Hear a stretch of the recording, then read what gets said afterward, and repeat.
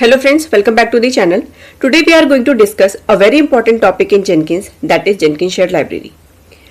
So in this video, we will understand what is a shared library, why do we need it, what problems does it solve, what are its advantages, and finally I will show you a real world organizational scenario.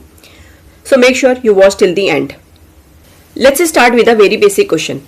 What is a shared library? In Jenkins, a shared library is a way to reuse common pipeline code across multiple Jenkins pipelines. To understand this, let's first understand what happens without a shared library. Imagine there is an organization called SEH. Inside SEH, multiple projects are running. One for e-commerce, one for SEH University, one for HRMS portal. And each project has multiple microservices. Some microservices are written in Spring Boot, some in React, some in Python. All of them are running independently. Now here comes the important part. If we do not use a shared library, then for every single microservice, we must create a separate CI/CD pipeline in Jenkins. Because microservices are developed independently, so they will be built, tested and deployed independently. Across the entire organization, most Java services use Maven command like mvn clean install. Most services build Docker images using Dockerfile. Most services deploy to the same Kubernetes cluster. Only parameters change with respect to each microservice.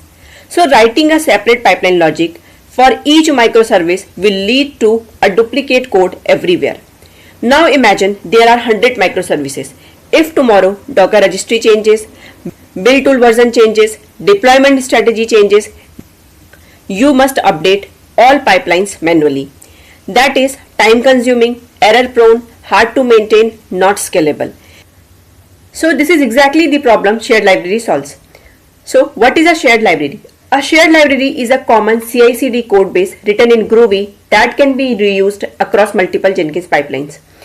It works with both scripted pipeline and a declarative pipeline.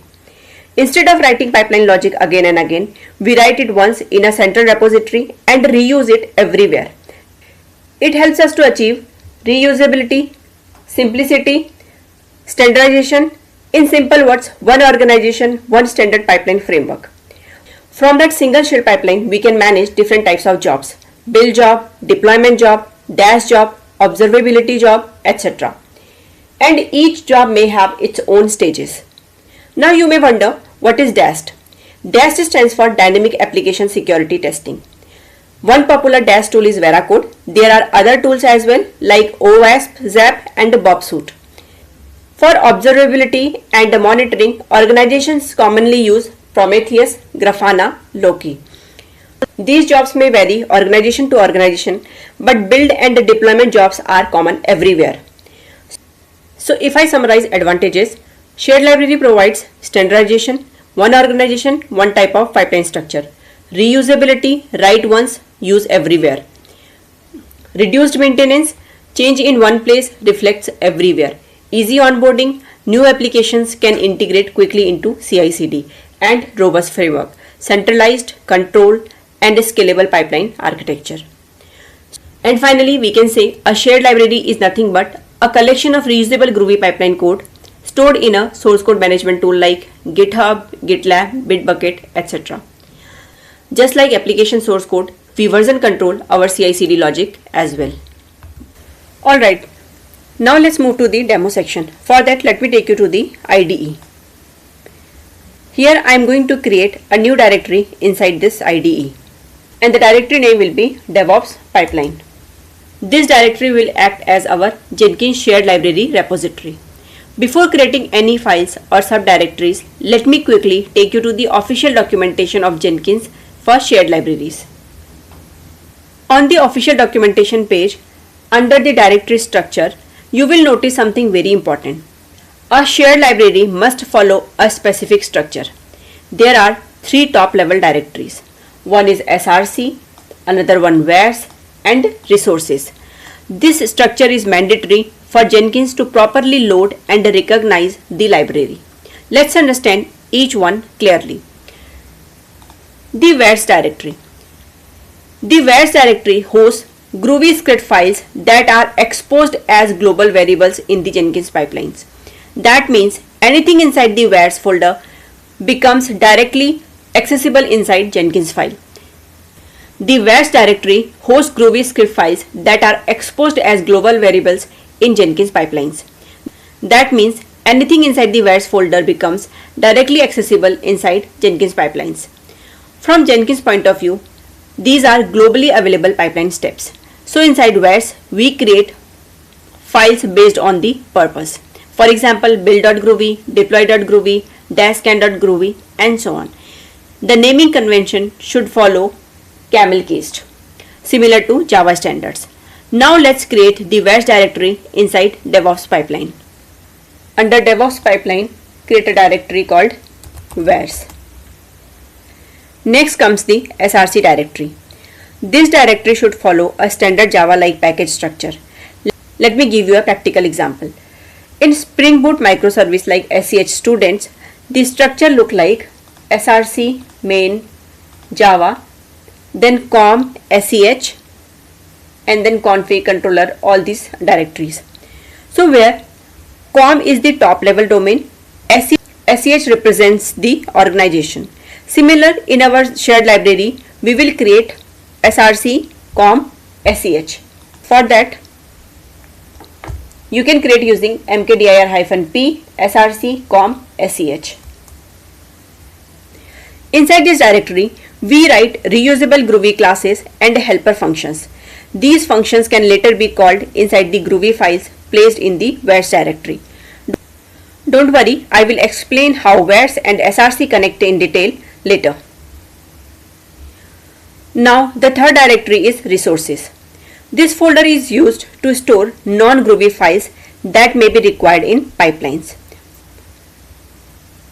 For example, shell scripts, JSON files, properties files, YAML files, XML files, etc. Anything that the pipeline might read or use during execution. Let's create resources directory as well. mkdir-p and then directory name. Now that our folder structure is ready as per the Jenkins shared library directory structure, that is VARs, SRC and resources. Now let's create our first file inside the VARs directory. I will create build.groovy here. Create file, file name, enter. This file will contain the reusable build logic for all microservices. Later from Jenkins file we will simply call it, and it will execute this shared logic. Let's create a repository in GitHub so that we can maintain our pipeline there. So here in GitHub, click on new repository. Give a repository name as DevOps pipeline, same description. You can make it public or private depending on your system, but I am making it public so that you can also refer. Click on create repository. Now our GitHub repository is ready with the same name which we have created in our local. Now we need to push our changes to this repository using command line. For that we will run git init initializes a new git repository in your project folder. It creates a hidden .git directory. Here .git, meaning start tracking this folder with git. Next we do git add dot so that our changes can be staged. Here dot means everything in this directory, meaning prepare all files to be committed. Then we will commit our changes using git commit command. Then git branch -m main means we are renaming the current branch to main because in our git remote the branch name is main. Then we will run git remote add origin. This command connects your local repository to a remote repository that is in our GitHub. Here origin means name of the remote. Finally, push your changes from local main branch to the remote repo.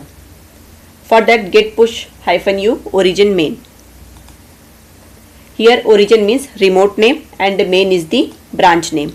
-u sets upstream. So next time you can just use git push. Now our shared library code is stored in GitHub.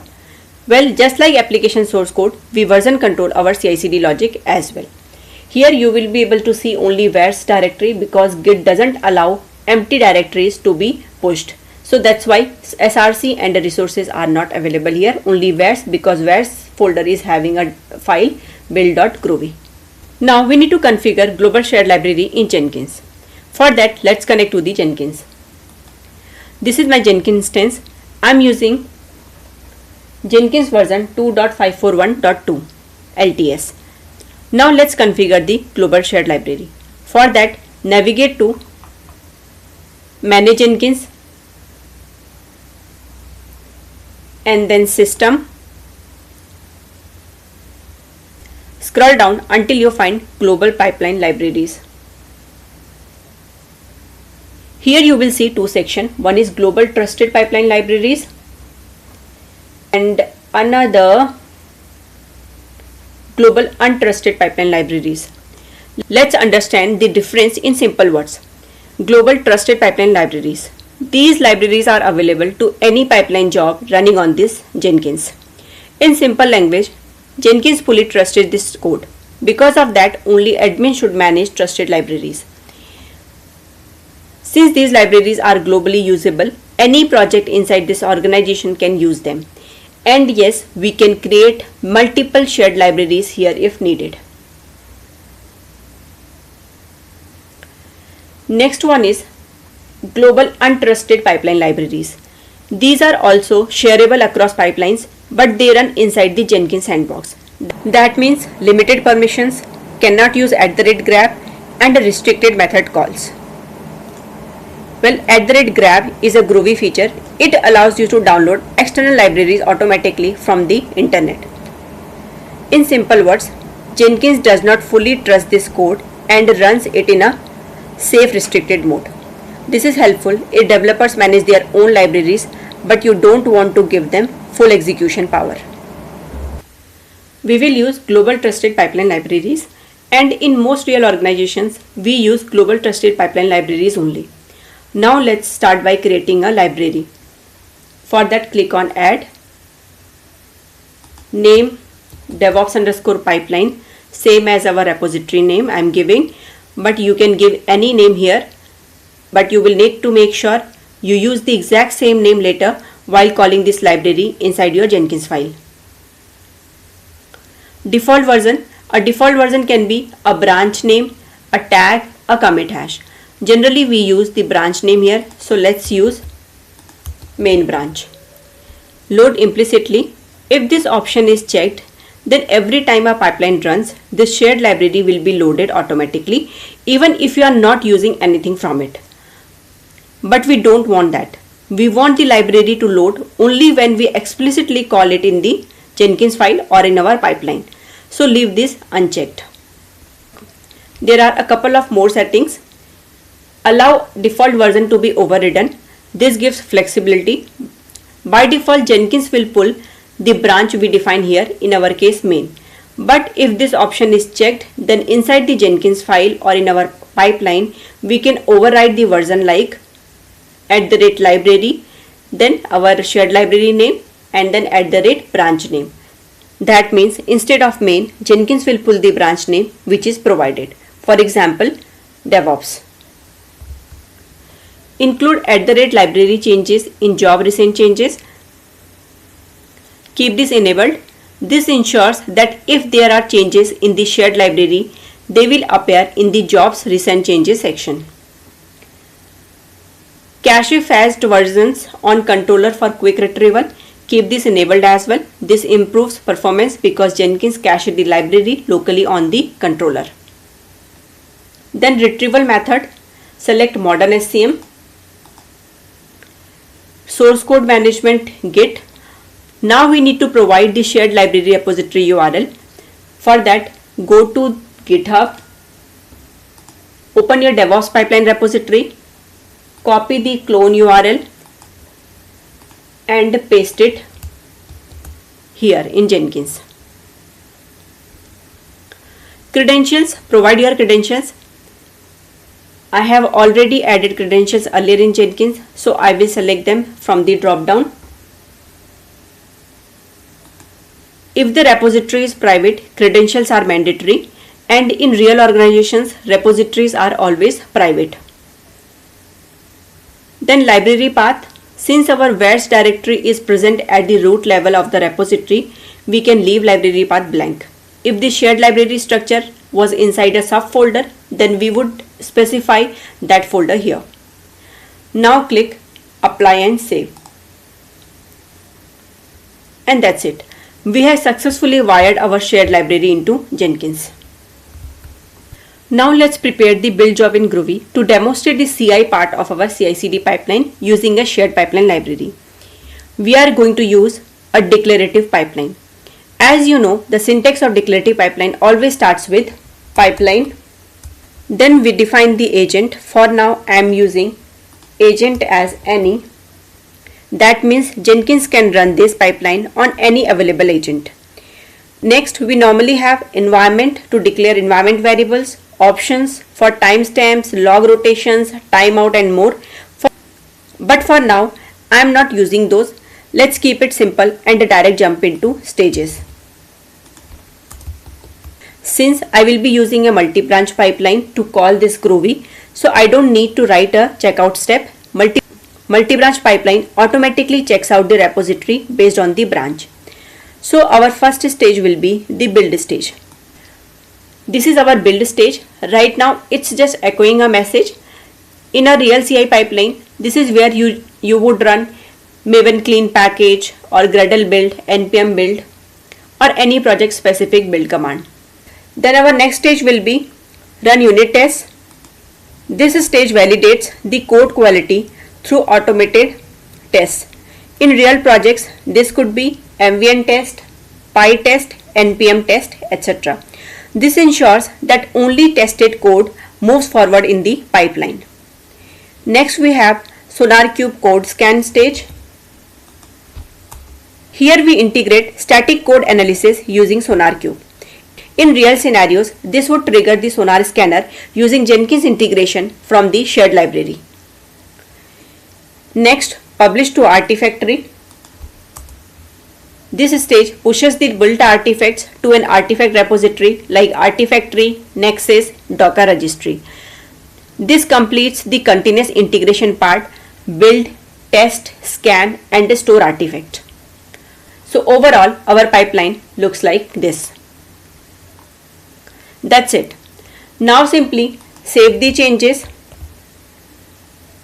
and push to GitHub using git commands. Git add dot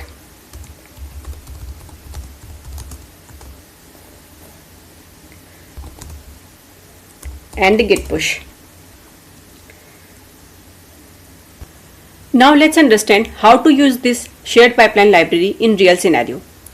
In real projects, to perform the CI part, we create a multi-branch pipeline.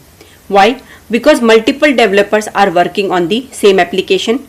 Each developer pushes code to their own branch, and we want Jenkins to automatically build and test each branch independently. That's the power of multi-branch pipeline. I have already prepared a detailed video on multi-branch pipeline in Jenkins. You can check that separately. Now let's see this in action. For that, go to Jenkins.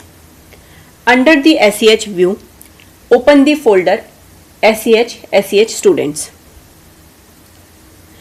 Here you can see SEH students multi-branch pipeline and also notice multi-branch pipeline symbol. Click on it, then click on configure to check the job configuration. Under build configuration, mode by Jenkins file, script path Jenkins file. What does this mean? It means whenever this job gets triggered, Jenkins will read the Jenkins file from the GitHub repository defined under branch sources. In our case, the repository is shstudents.git. So every time a developer pushes code to any branch in this repo, Jenkins detects the branch, creates a branch job automatically, reads the Jenkins file from that branch, executes the pipeline. Now here is the most important part. Since we want to use our shared pipeline library, we must create a Jenkins file inside our SH students repository. that calls the shared library. The shared library contains all the reusable CI logic. The Jenkins file just becomes a lightweight entry point. So now let me take you to the SH Students repository in the IDE. This is my SH Students Spring Boot repository in local. I have created a new branch release/pipeline demo. Now let's create a Jenkins file here. Since we are using a shared pipeline library, the first thing we need to do inside the Jenkins file is import the shared library. Let me quickly take you to the official Jenkins shared library documentation. You will see there are 3 ways to import a shared library. The first one is the basic import. If you don't specify a branch or tag, Jenkins will use the default version configured in the global pipeline libraries. So yes, if your default branch is main, it will automatically use main. Next, import with version, branch, tag or commit. Use this when you want to override the default version and load a specific branch, tag or commit. Then the third option is to import multiple libraries. Here we are importing multiple shared libraries. In real organizations, you may have one library for CI, one for security, one for deployment, etc. If your pipeline needs functionality from multiple libraries, you put them inside square brackets, comma separated. It will be clean, structured and scalable. Now in our case, we will use the first option. So copy it and paste it here. Here inside quotes, we give the exact name of our library that we configured in Jenkins global system configuration. Let's quickly validate. Copy this name and paste it here. It's very important that the name must match exactly. If you want to specify a branch name, we can do @ branch name here, like release/DevOps, etc. If your default branch is already main, you don't need to mention it explicitly. I'm just showing you so you clearly understand the pattern. Let's remove this. Now what is this space underscore? That underscore means import everything from the shared library. Similar to Java, where we write import package.star, in Groovy shared libraries, underscore loads all global variables and steps available inside the library. Now in our DevOps pipeline shared library repository, we have a file build.groovy inside the where's directory. To execute that, we simply call that file using small parentheses because the file name becomes the method name. So this is our Jenkins file ready. Save the changes and push to GitHub.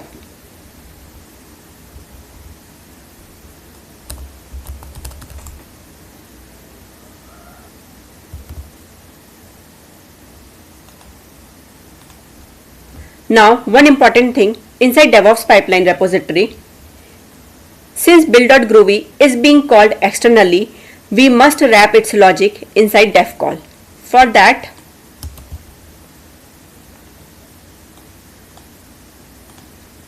minimize this, enter,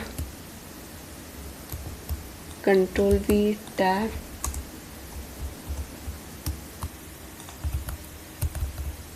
Why? Because in shared libraries, files inside where's must expose a call method to be invoked like a function. Without def call, Jenkins won't execute it properly. Now save the changes and come out of SH Students repo,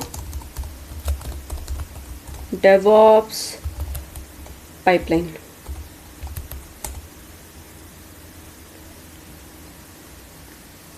Push to GitHub using git commands.